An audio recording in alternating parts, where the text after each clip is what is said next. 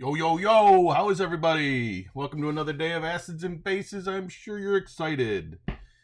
Hi, guys. So a couple little things before we continue here.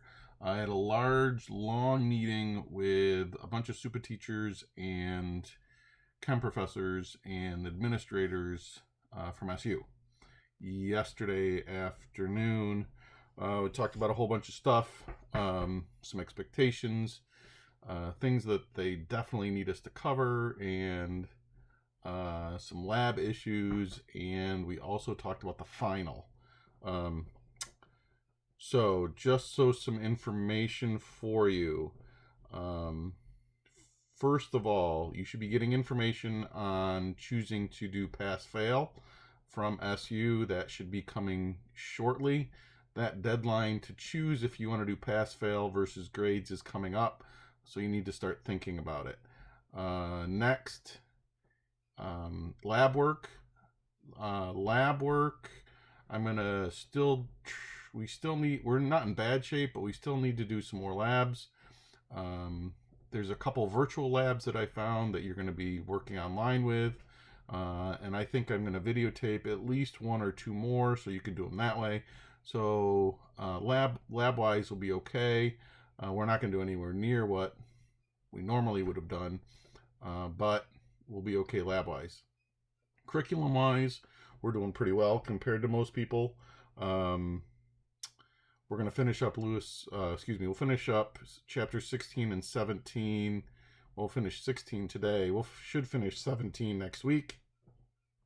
So we'll be done with acids and bases, which will put us in pretty good shape for curriculum. We really should pretty much finish all of the material that needs to be, that's supposed to be covered in this class. So we should pretty good with the curriculum.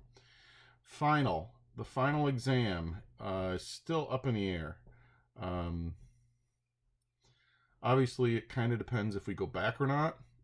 If we go back, it'll probably be just typical, like your final was in January. If we don't go back and it has to be online, there was a lot of conversation of what that's going to look like, how we're going to do that, and there was no consensus. So I guess the final will.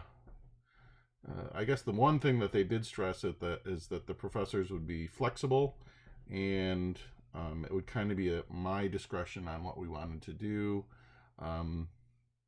which was a good thing. So, anyways, don't fret about the final yet until I get some more information, or until we figure out whether we're going back or not. That kind of stuff. I think those are all the announcements that I kind of want to go through. All right, now remember, I'm giving you the rest of the week off. All right, so you're going to have Thursday, Friday, Saturday, Sunday, and we'll come back next week and go right back to the grindstone. Probably 4 lectures a week. Okay, we'll work 4 days a week. All right, and we'll have at least one lab next week. Okay. All right. On that note, let's go ahead and get started. We're going to finish chapter 16 today, and all we have left is to go through Lewis acids and bases for chapter 16, and then we start getting into chapter 17. And yeah, there's some chunky stuff in chapter 17. So let's just kind of go ahead and get started. So we've talked about 2 theories of acids and bases. We've talked about Arrhenius theory, and we've talked about Bronsted-Lowry theory. Okay, there's a third theory, and it's called the Lewis theory of acids and bases.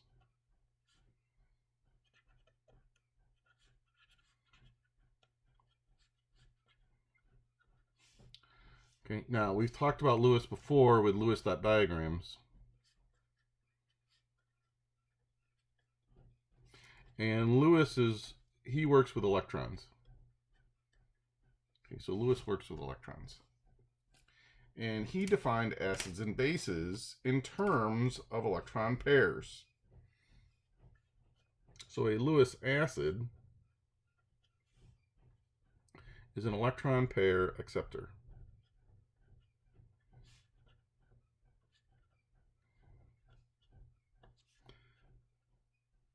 A Lewis base is an electron pair donor.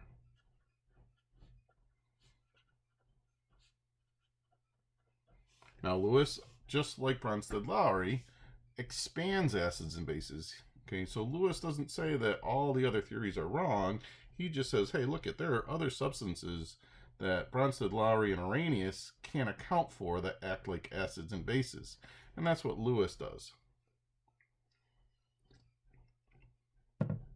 So because of this, this allows other substances to act like acids and bases. So for example, NH3 will react with BF3 to produce NH3BF3.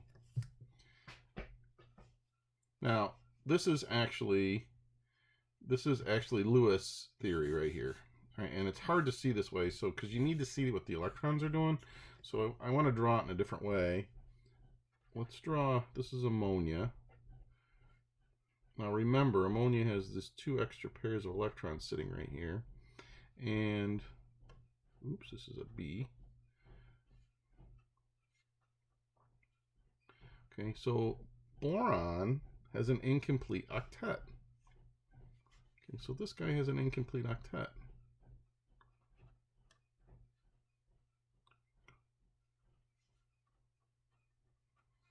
It wants more electrons. Well, what's sitting right here? Okay, here's a pair of electrons. Okay, so these electrons come over here and they start to be shared between these 2 substances. So now the ammonia is acting as an electron pair donor.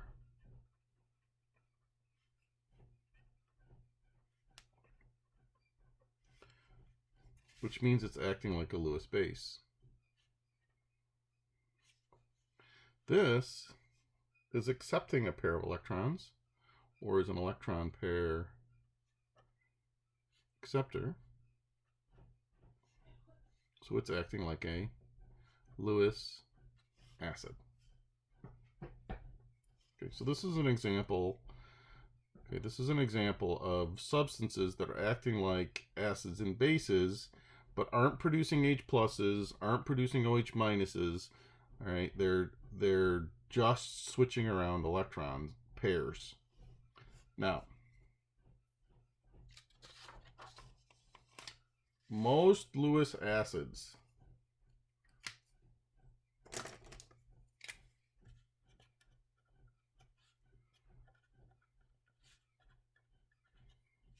remember, Lewis acid is an electron pair acceptor.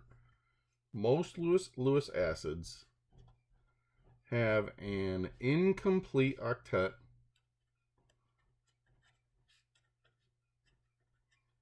or vacant orbitals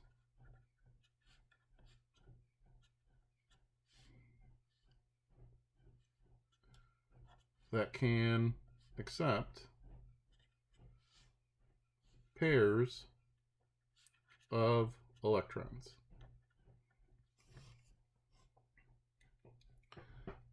Now, I want to show you an extreme one of these, and that's iron plus 3. Now, we already said iron plus 3 causes different pH solutions. We've talked about these ions, but if we act it with this cyanate ion, which looks like this with a -1 charge. All right, notice we have 6 of these. Okay, this reaction will happen.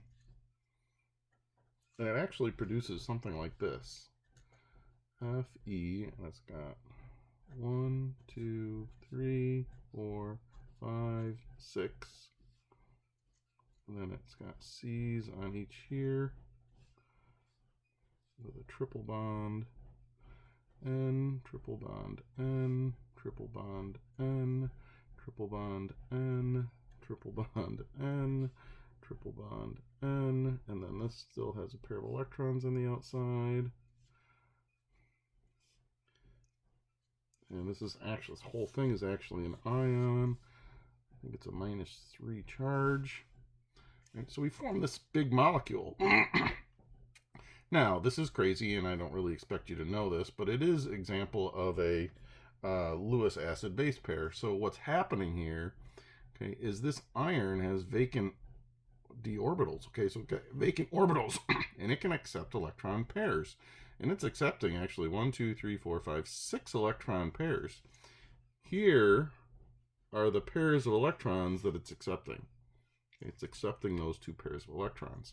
So the iron is acting as a Lewis acid. And this is acting as a Lewis base.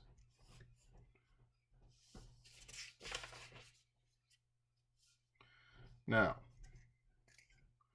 some compounds with multiple bonds will also act like Lewis acids and bases.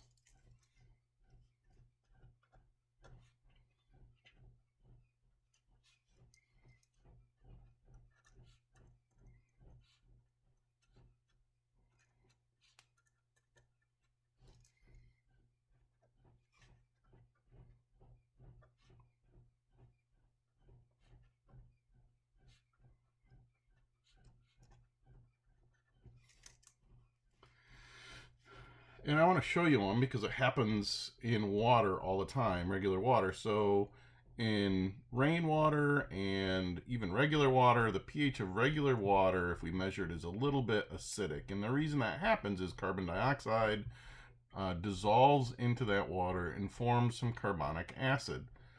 That reaction is actually a Lewis acid-base reaction. So let's look at it real quick. So this is how carbonic acid forms in water. So what happens is we have our water molecule. It's got 2 pairs of electrons that sit here. Okay, and we're going to add carbon dioxide. And this has pairs of electrons that sit here. Now, what happens is one of the bonds to oxygen breaks.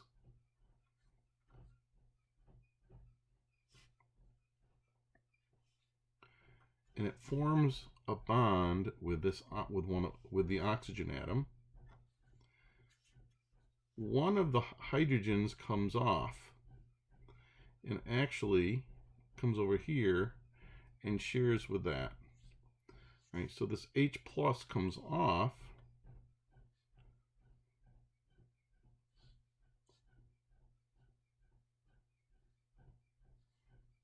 Sorry. So when this breaks, this has now has that. That hydrogen comes over here and shares a pair of electrons with that oxygen. And that still has that. And this is my carbonic acid. Right, now, where is the electron acceptors and electron donors?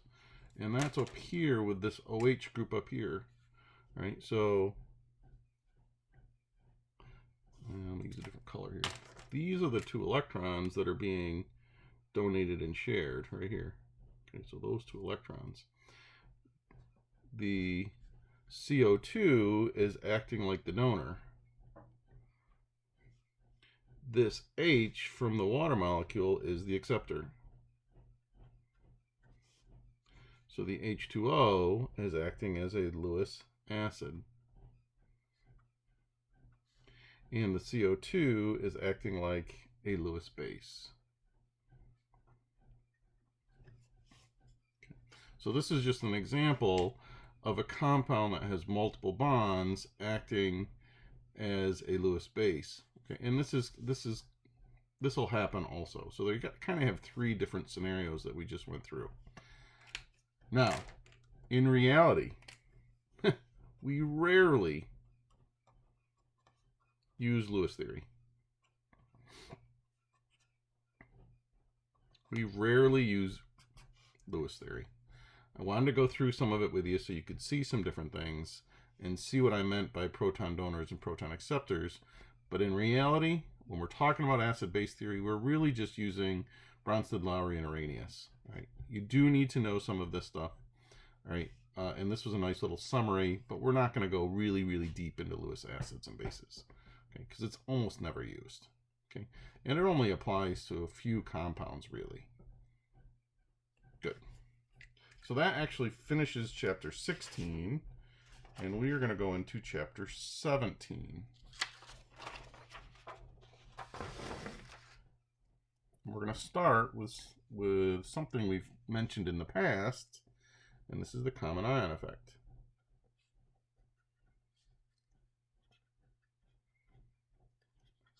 And it plays a major role in acids and bases.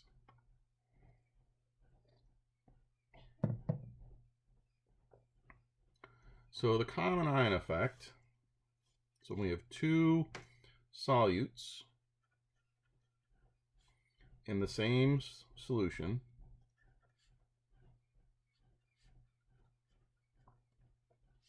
containing the same or a common ion. And it can be a cation or an anion, it doesn't matter.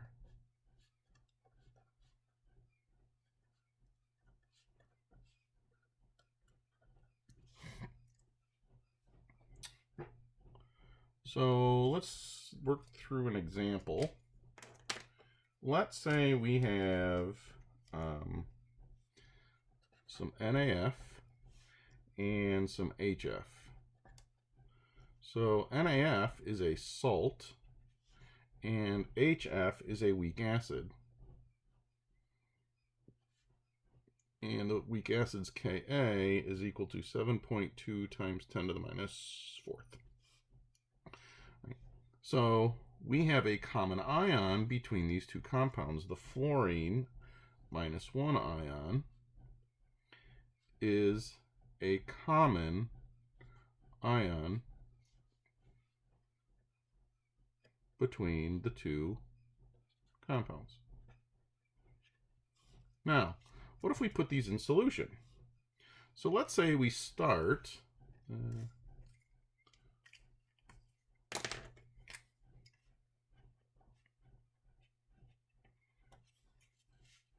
let's say we start with the NaF,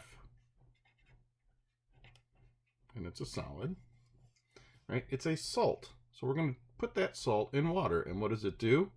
It dissolves by molecular ion attraction, and it breaks into ions. And this is going to go to completion. So if we put this in water, we get Na plus aqueous, and we get F minus aqueous. Now, let's look at the HF. HF in solution is a weak acid. So it's going to form an equilibrium with H plus aqueous and F minus aqueous. All right, so now you can see that we have a common ion.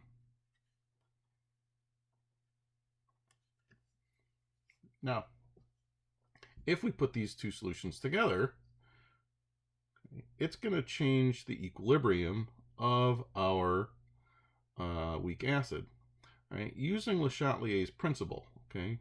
So if we put these two together, which way would this weak acid shift? Well, all of a sudden we got all of this extra F minus 1 ion. It's going to shift this to the left. It's going to shift the whole reaction to the left, which means fluorine is going to react with the hydrogen to produce HF. What is that going to do to our H plus concentration? Well, that H plus concentration is going to go down. If that H plus concentration goes down, what happens to our pH? Well, it goes up, all right? It becomes less acidic. So we can control pH with this. Okay, so let's write a couple things over here. So this common ion between the two of them, this may affect the equilibrium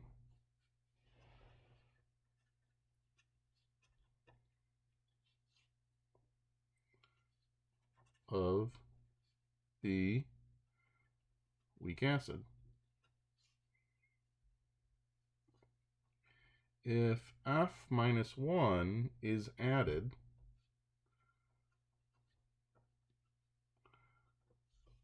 to the reaction, it will shift left, and the concentration of H plus will decrease, which means my pH will increase. It'll be higher.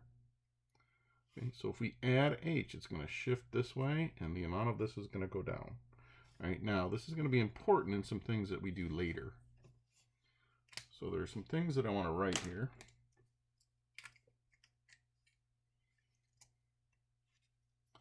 So the common ion effect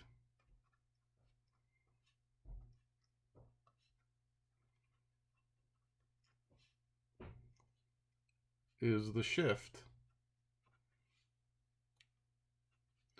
in equilibrium the shift in equilibrium by adding a solute having a common ion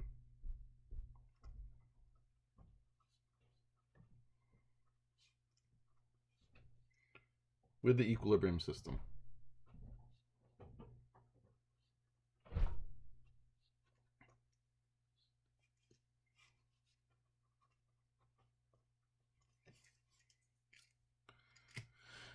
And there are two important roles for common ion in chem.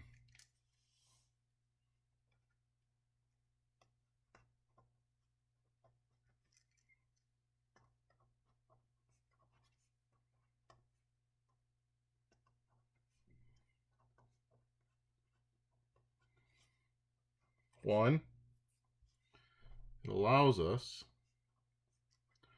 to change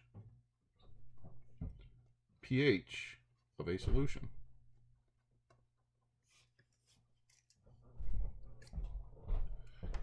And secondly, it allows us to change the solubility of slightly soluble salts.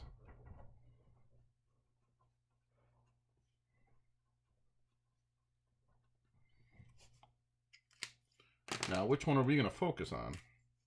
We are going to focus on this one right here. That's our focus. So we're going to be looking at changing pHs of solutions.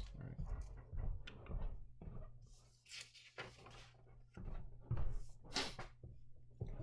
So before we actually get into some problems with common ion effect, there's something else that I want to talk about because it makes our life a little bit easier down the road.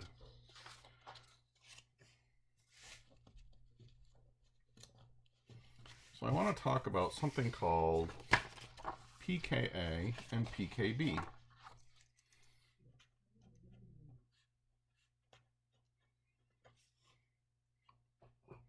pKa and pKb. So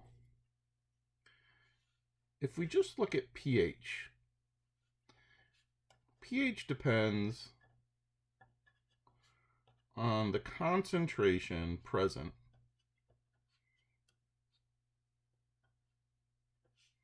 of H+. Okay, how much H+ is in that solution? If we have a high concentration of H+, it's going to have a very low pH. So in certain cases, if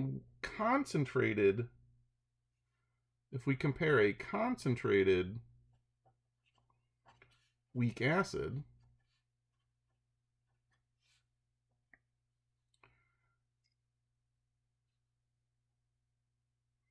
concentrated weak acid can have a lower pH than a dilute strong acid.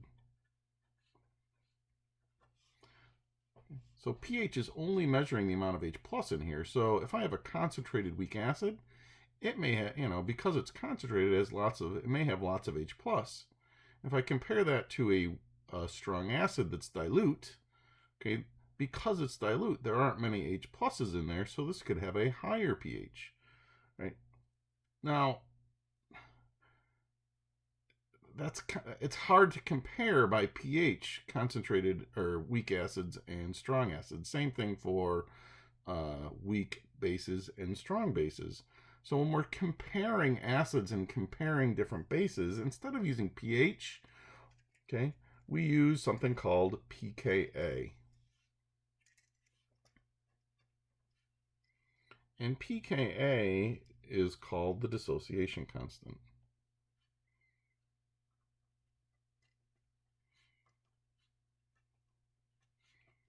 For acids.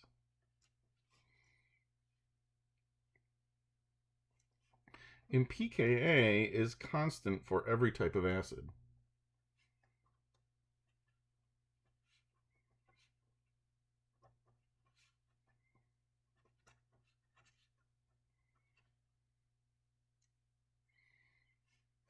pKa is not affected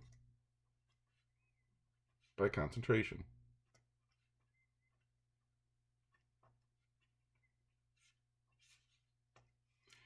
And what it really does, it allows us to compare Kas, or allows us to compare acids.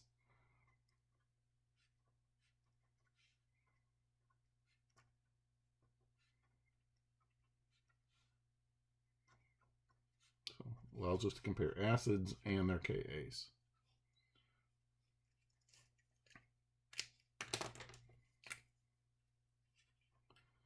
The lower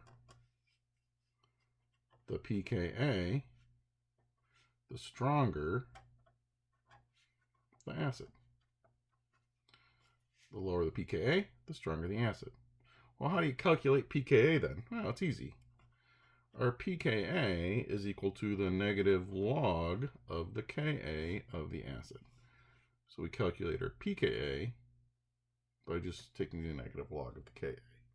Now, all of this stuff is true for bases. Let's switch pages here.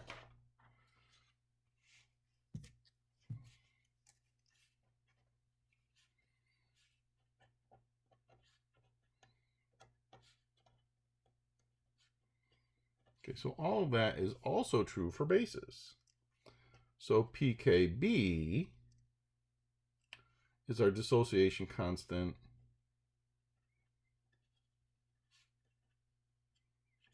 of bases.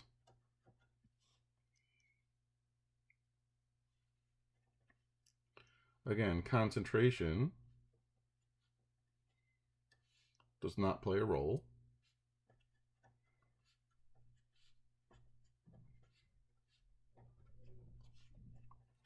It's constant for each base. And it lets us compare bases.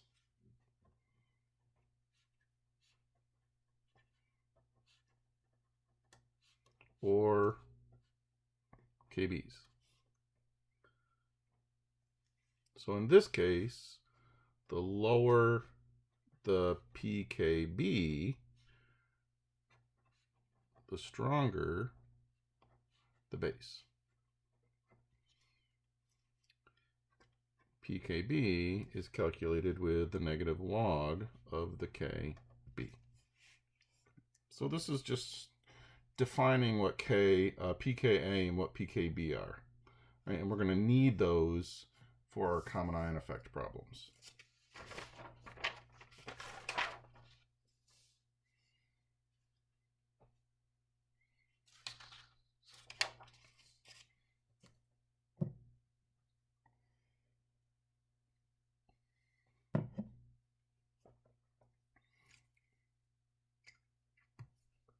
So I want to kind of take us through a general ionization reaction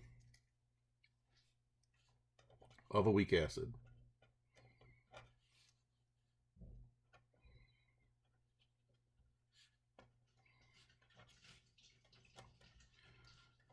And let's say the weak acid formula is HA. Okay, that's our formula. So if we have HA, aqueous, ooh, that's an A.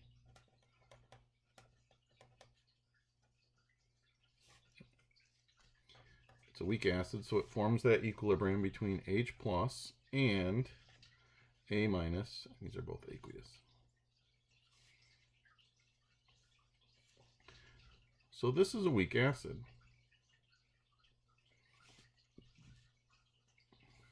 Okay. This is its conjugate base.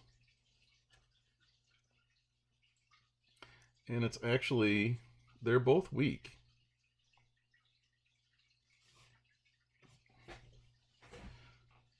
If we were to write our equilibrium expression, Ka would equal the concentration of H plus times the concentration of A minus all over the concentration of HA. So there's our equilibrium expression. Now, I'm not going to take you through this, but we can rearrange this.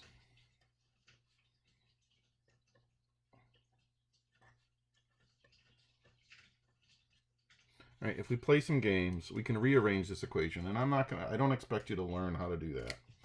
But we can end up with this equation. pH is equal to the pKa plus the log of the concentration of A minus all over the concentration of HA. Now, if we go back into here, we said this was our conjugate base. This is our weak acid. So we can actually rewrite this equation a little bit more generally, and we can say that pH is equal to the pKa plus the log of the concentration of the conjugate base all over the acid concentration. This equation looks like it's a pain in the butt, but it makes our life so much easier. All right, this makes our life easy, and this is called the Henderson-Hasselbalch equation.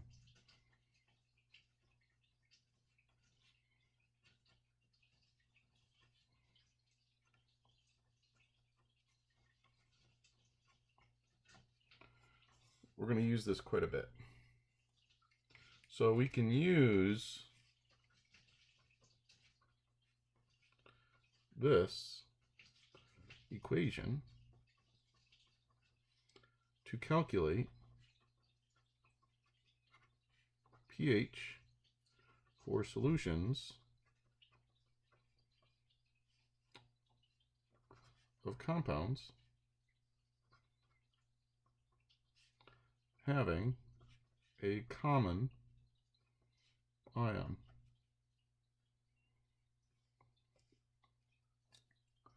Now there's another important use of this too that we're going to use later. Okay. It is also used for buffer calculations. Okay, so we're going to use it for common ion, and we're going to use it for buffers.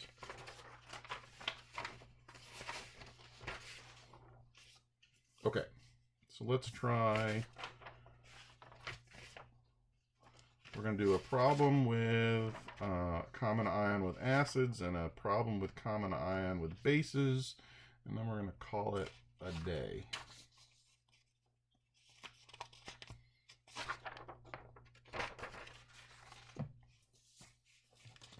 So this first one is a two-part problem with acids. So we're going to start, the A part is to calculate the pH of a 0.15 molar CH3COOH solution, and the Ka is equal to 1.8 times 10 to the minus fifth. Right, so now, this is an organic acid, so we know that it's weak. Right, let's see if we can use shortcut. Well, 0.15 molar, is it greater than 1,000 times the Ka? And the answer is yes, so we can use that shortcut. The concentration of H plus is equal to the square root of the concentration of the acid times the Ka. So this equals the square root of 0.15 times 1.8 times 10 to the minus fifth. All right, so we end up with a concentration of H plus of 1.6 times 10 to the minus third. Now, to get our pH, pH equals the negative log of the concentration of H plus. Well, we know what the concentration of H plus is now. Negative log times 1.6 times 10 to the minus third. So the pH of this solution would be 2.78. Okay, so if we just had a weak acid, the pH would be 2.78. None of that's new. Okay, we've been doing that. The B part, this is the new part. Calculate the pH of a solution which is 0.25 molar in CH3COONA and 0.15 molar in CH3COOH. And again, this Ka is 1.8 times 10 to the minus fifth. Now, we have two solutions put together. We're putting this solution together, and we're putting this solution together. This is a salt. This is a weak acid. Now, let's talk about the salt first. If we put this in water, the CH3COONA is going to break apart right here, and we're going to get CH3COO minus, aqueous, and Na plus, aqueous. This weak acid in water does this. CH3COOH is going to be in equilibrium with CH3COO minus and H plus. These are both aqueous. Well, we have a common ion between the two of them. All right, we have a common ion between the two of them. Now, this is going to go to completion. Okay, this is going to all dissolve in the water. So, if we start with a concentration of 0.25 molar of this, that means the concentration of this will go to 0, this will go to 0.25 molar, and this will go to 0.25 molar. Okay, so our concentration of Na plus in this solution is equal to 0.25 molar, and the concentration of CH3COO minus is also 0.25 molar. Now, when we put this in this solution, when we mix them, okay, this common ion is going to have an effect on this equilibrium, right? Le Chatelier. All of a sudden, we're going to have all this extra CH3COO minus aqueous. It's going to push it that way. And to do that, these are going to react to produce more of this, and the amount of H plus is going to decrease. Okay. All right. So this is our acid here. And we know that it's a 0.15 molar, okay, solution. So when we put these together, we're going to say, well, we know this is a weak conjugate base.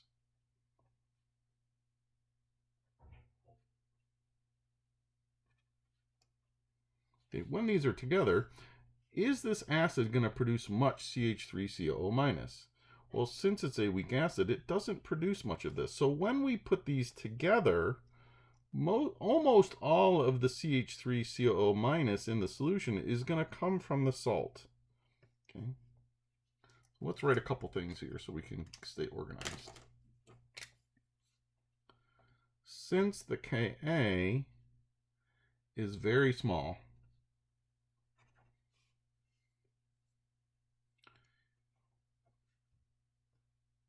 the fraction that dissociates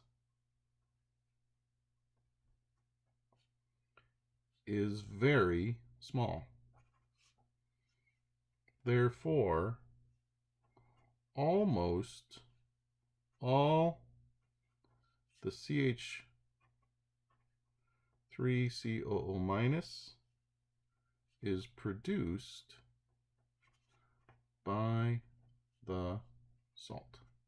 So when you mix these two, we're saying that almost all of this is produced by the salt. So what we're going to say is that if this is 0.25 molar here, when we put them together, there's almost none of this in the solution anyways before we put them together. So we're going to say that the concentration of this stays at 0.25 molar. Okay, so we now know this concentration, and we know this concentration. Now we're going to need pKa.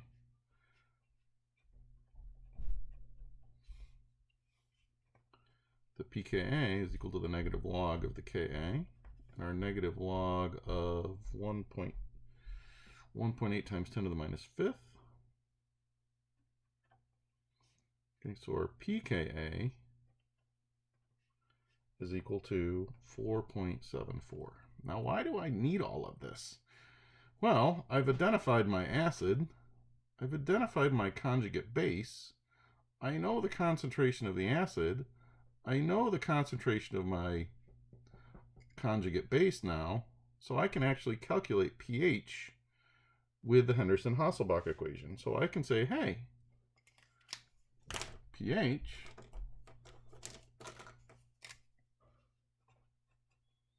is equal to the pKa plus the log of the concentration of the conjugate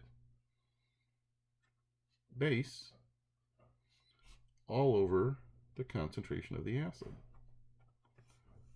So pH is equal to 4.74 plus the log of 0.25 molar all over 0.15 molar. When we do that math, pH is equal to 4.96. So when we added that salt solution to the equilibrium of the weak acid, it shifts the equilibrium this way. This goes down. Well, let's compare the two pHs before and after.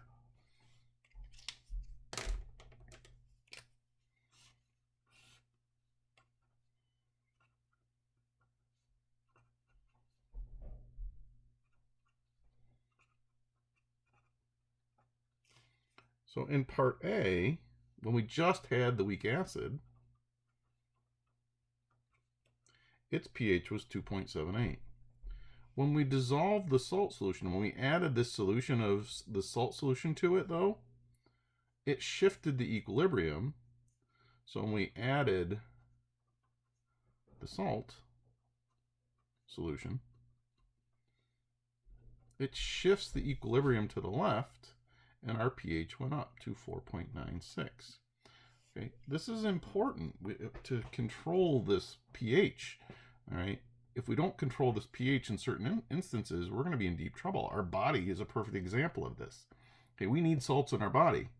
One of the reasons we need salts in our body is it helps us control the pH in those in our solutions in our body. Right, so that's going to be important. All right, it's also important in buffers. How does this work with bases? Well, it does the same thing.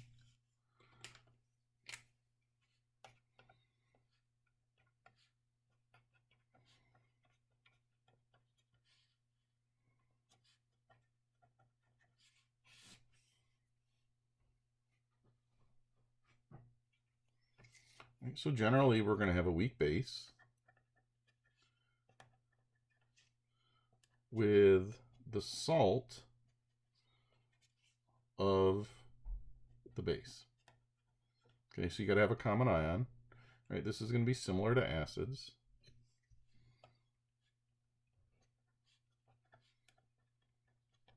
The Henderson-Hasselbalch is the same, except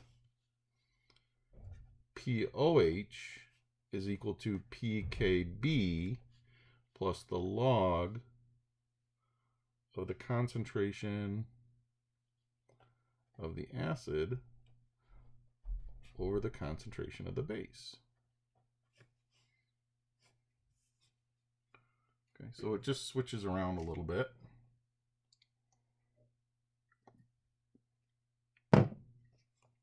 So let's do the same sort of thing.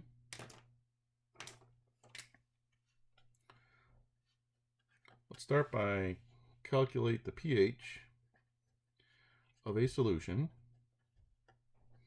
that is 0.25 molar in ammonia. This is a base.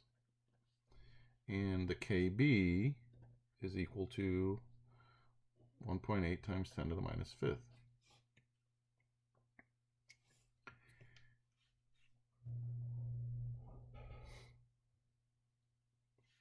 Okay, the pH solution that is in ammonia and 0.30 with NH4Cl. So there's my base. This is my salt. So always start with a salt.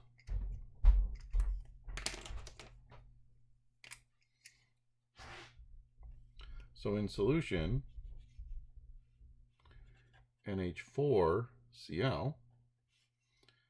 Okay, okay. So here's my salt. It's going to dissolve and it's going to completely break up and form NH4 plus and Cl minus.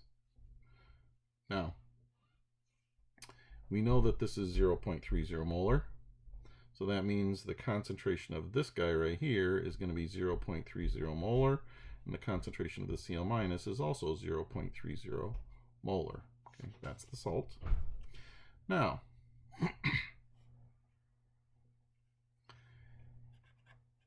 NH4 plus H2O will form an equilibrium between H3O plus and NH3 aqueous. Okay. This is our common ion, NH4 plus. Now, how is this acting? Right, well, NH4 is a proton donor. It's donating a proton, so this is acting as a weak acid. And so this is my weak acid. This is my base.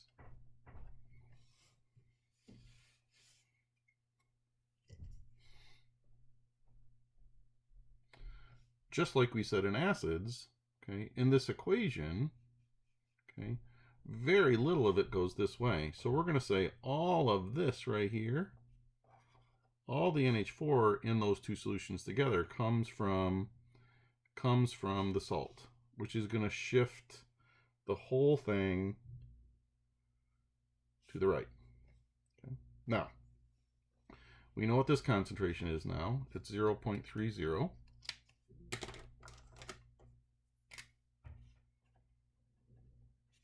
We know what the concentration of the base is. It's 0.25 molar. So now we can say POH is equal to the pKb plus the log of the concentration of the acid over the concentration of the base. So POH is equal to, oh crap, we didn't do pKb. Sorry, let's do that real quick. pKb equals a negative log of the Kb, negative log of 1.8 times 10 to the minus fifth.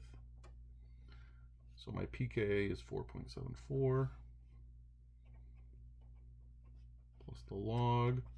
The concentration of the acid is 0.30. Concentration of the base is 0.25. So my POH, when we do that math, is equal to 4.82. pH.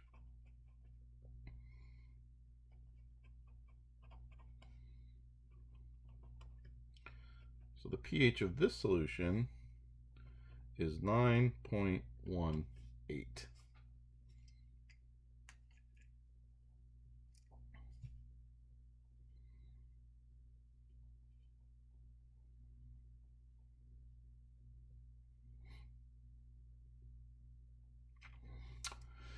Now,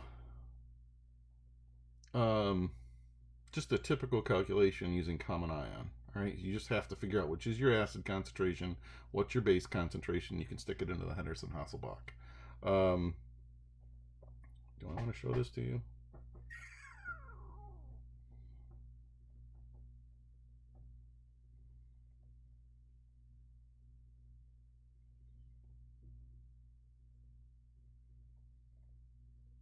Okay, that's where we're going to end for today. Make sure you're staying up on the work. I hope you have a nice couple days off. Get caught up with things, and we'll pick up again next week. All right?